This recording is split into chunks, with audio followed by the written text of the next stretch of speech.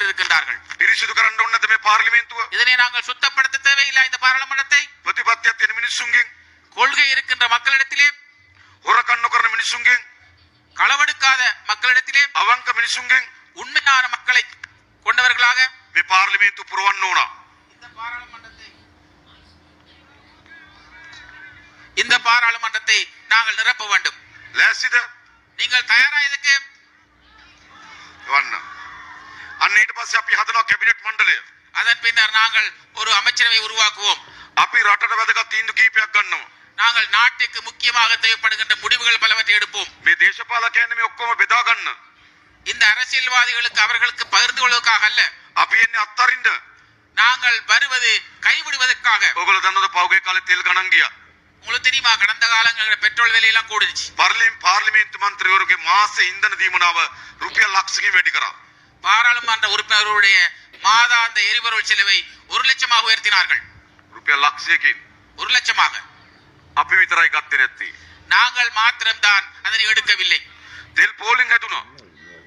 எங்களுக்கு எரிபொருள் போலின் இருந்தது. පාර්ලිමේන්තු මන්ත්‍රීවරුන්ට වෙනම සෙට් එකක් වෙන් කරා තෙල් ගාගන්න පෝලිං නැතුව. பாராளுமன்ற உறுப்பினருக்கு போலிலே நிற்காமல் தனியாக ஒரு செட்டை உருவாக்கினார்கள். අපි මේ සෙට් වලින් තෙල් ගාගත්තේ නැහැ. நாங்கள் அந்த செட்டிலே சென்று பெட்ரோல் அடிக்கவில்லை, எரிபொருள் அடிக்கவில்லை. ඒමයි නෙවෙයි ඕනා. அவ்வாறு அவர்கள் எங்களுக்கு தேவையில்லையா? අද බයිසිකලයක් ගේන්න දෙන්නේ නැහැ. இந்த ஒரு பைசிக்கிளை கொண்டு வர விட ත්‍රිවිල් மாட்டார்கள். එකක් ගේන්න දෙන්නේ නැහැ. 3 வீலர் கொண்டு வர முடியாது. පොඩි කාර් එකක් ගේන්න දෙන්නේ නැහැ. சின்ன ஒரு காரையும் எங்களுக்கு இறக்க முடியாது. හැබැයි රනිල් වික්‍රමසිංහම්බලා මරික්කාර් කියනවා. ஆனால் ரணில்குமார் சந்தித்து மரிக்கார் சொல்கிறார், කාර් පර්මිට් දෙන්නලු. கார் பெர்மிட் தாருங்கள் என்று கேட்கிறார். நீங்க கண்டிருப்பீங்க தானே? ඉතින් ඒගොල්ලෝ බෙදා ගන්න ඉන්නේ. அவர்கள் தங்களுக்குள்ளே பகிர்ந்து கொள்ளத்தான் இருக்கிறார்கள். අපි ආණ්ඩුවක් හදනවා.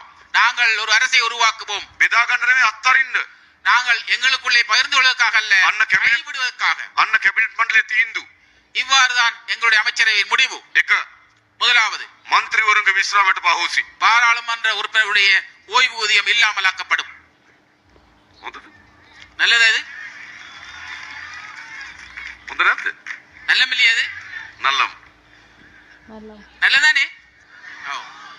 පාර්ලිමේන්තුව මන්ත්‍රීවරුන්ට දෙන වාහන පර්මිට් අහෝසි කරනවා. அதே போன்று பாராளுமன்ற உறுப்பினருக்கு வழங்குகின்ற வாகன பெர்மிட்டை இல்லாமல் செய்வோம். ඇමතිවරු 25යි. அமைச்சர்கள் ஆக கூடுதலாக 25 பேர் தான். රාජ්‍ය ඇමතිවරුන්ට ජාතියක් නැත. அங்கே ஒரு ஸ்டேட் மினிஸ்டர் என்கின்ற ஒரு பதவி இல்லை. නියෝජ්‍ය ඇමතිවරුන්ට සරිලන ප්‍රමාණයක්. பிரதி அமைச்சர்கள் அமைச்சர்களுக்கு சமனான தொகையாக இருப்பார்கள். ඇමතිවරුන්ගේ පිටිපස්ස වාහන 7-8 යන්න තහනම්. அமைச்சர்களுக்கு பின்னால் 7-8 வாகனங்கள் செல்ல முடியாது. ඇමතිවරුන්ට ආණ්ඩුවෙන් ගෙවල් දෙන්නේ නැත. அமைச்சர்களுக்கு அரசாங்கத்தினால் வீடு வழங்கப்படாது. ඇමතිවරුන්ගේ ගෙදර ලයිට් බිල වතුර බිල ආණ්ඩුවෙන් ගෙවන්නේ නැත. அமைச்சர்களுடைய வீடுகளிலே இருக்கின்ற லைட் பில், தண்ணி பில் அரசாங்கம் கட்டாது. ජනාධිපතිවරයාගේ විශ්‍රාමයට පත අහෝසි.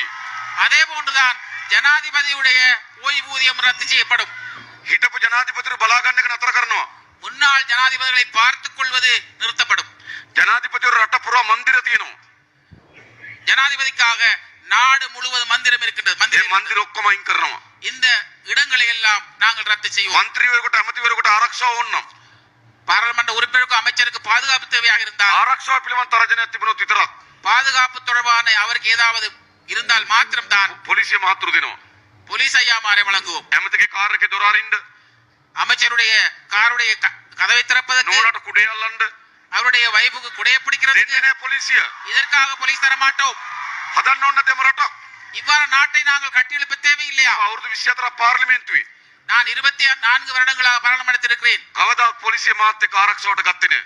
ஒரு நாளும் போலீஸ் உத்தியோகத்தை நான் பாதுகாப்புக்காக எடுக்கவில்லை. පොලිසිය රටේ ආරක්ෂාව හදන්න.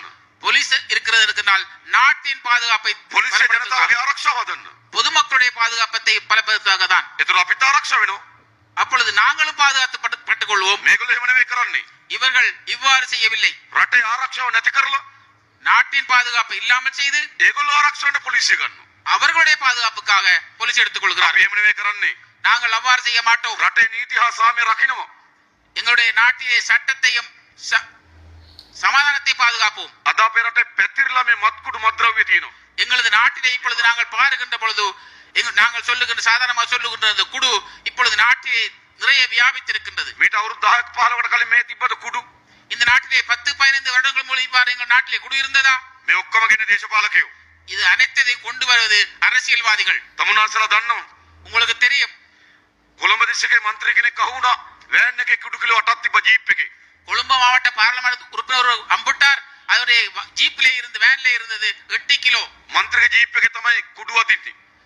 பார்லமெண்ட் உறுப்பினர் ஜீப்ல தான் அந்த குடுவை கொண்டு செல்வார்கள். ගංජා වුණා හම්බන්තොට මන්ත්‍රීගේ ජීප් එකේ. அதே போன்றுதான் கஞ்சா அம்புட்டது அம்பாந்தோட்ட பார்லமெண்ட் உறுப்பினருடைய ஜீப்ல இருந்து. ආයේ ගංජා වුණා කෑගල්ලේ මහමැතිගේ.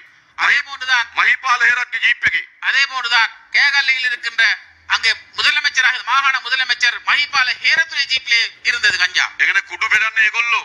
அதன் கருத்து என்னவென்றால் குடு விநியோகிப்பது அவர்கள் தான். ඔයගොල්ලෝ දැක්කද මේ ළඟදී රූපවාහිනී වැඩසටහනක් තිබුණා. இந்த நாளில் நீங்கள் கண்டீர்களோ தெரியாது, ரூபாய் தொலைக்காட்சியிலே ஒரு நிகழ்ச்சி நடந்தது. එකම පක්ෂ හිටපු දෙන්න. ஒரே கட்சியிலே இருந்த இருவர், වේලුකුමාර් රනිල්ට සහාය දෙනවා. வேலுக்குமார் ரணிலுக்கு ஆதரவளித்தார், දිගම්බරම් සජිත්ට සහාය දෙනවා. திகாம்பரம் சஜித்துக்கு ஆதரவளித்தார். දෙන්න එක පක්ෂෙන් පාර්ලිමේන්තුවට ආවේ. இருவரும் ஒரே கட்சியிலிருந்து பாராளுமன்றத்துக்கு வந்தவர்கள், එකට පක්ෂ හිටියේ. ஒரே கட்சியில் இருந்தவர்கள். මොකද ටීවී ඩිබේට් එකේදී කියන්නේ? அந்த டிவி விவாதத்தில் என்ன சொன்னார்கள்? දිගම්බරම් කියන වේලුකුමාරට திகாம்பரம் வேலுக்குமார் சொன்னார், බාර් කුමාර් කියනවා. பார் குமார் என்றார். කිව්වේ නැද්ද? சொல்லலையே அப்படி? කිව්වනේ. சொன்னாதே. වේලුකුමාර් කියනවා දිගම්බරන්ට வேலுக்குமார் திகாம்பரம் சொல்றார், කුඩු දිගා කියනවා. குடுதிகா என்று சொல்கிறார். ඒ කියන්නේ මොකද්ද? இதன் கருத்து என்ன? මෙයා බාර් ගන්නවා, அவர் பார் எடுக்கிறார், මෙයා කුඩු විකුණනවා. இவர் குடுவிக்கிறார். ඒකනේ මේ කියන්නේ. இதனை சொல்றார் அவர்கள். එහෙනම් කවුද මේවා කරන්න දේශපාලකයෝ? ஆகையினால் யார் இதனை செய்வது? அரசியல்வாதிகள். එනිසා ඔය සල්ලි වේදම් කරන්න කුඩු ව්‍යාපාරිකගේ සල්ලி.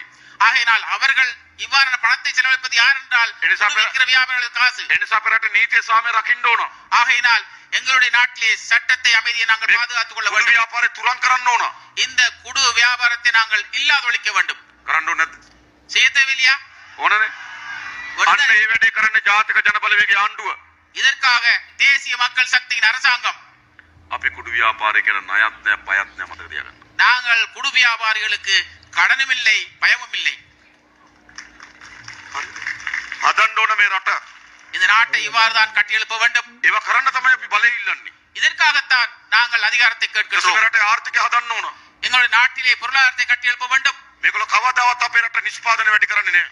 இவர்கள் ஒருபோதும் எங்களுடைய நாட்டிலே உற்பத்தியை அவர்கள் அதிகரிக்கவில்லை. මේගොල්ලෝ කැමති ගෙනල්ලා විකුණන්න. அவர்கள் கொண்டு வந்து விற்பதற்குத்தான் விருப்பமாக இருக்கின்றார்கள். මොනවද නොගෙනන්නේ අපේ රටට? என்ன அவர்கள் கொண்டு வராமல் இருக்கின்றார்கள்? බෙහෙත් හදනවා ඉන්දියාවේ. எங்களுடைய மாத்திரைகள் பார்த்தால் இந்தியாவிலிருந்து, ලංකාවේ අපි ගේනවා. நாங்கள் இலங்கை கொண்டு வருகின்றோம். රෙදි පිළි ගේන්නේ එහෙන්. ஆடைகள் கொண்டு வருவது அங்கிருந்துதான். බිත්තර ගේනවා. முட்டை கொண்டு வருவது ලූණු මිරිස් ගේනවා. அதே போன்றுதான்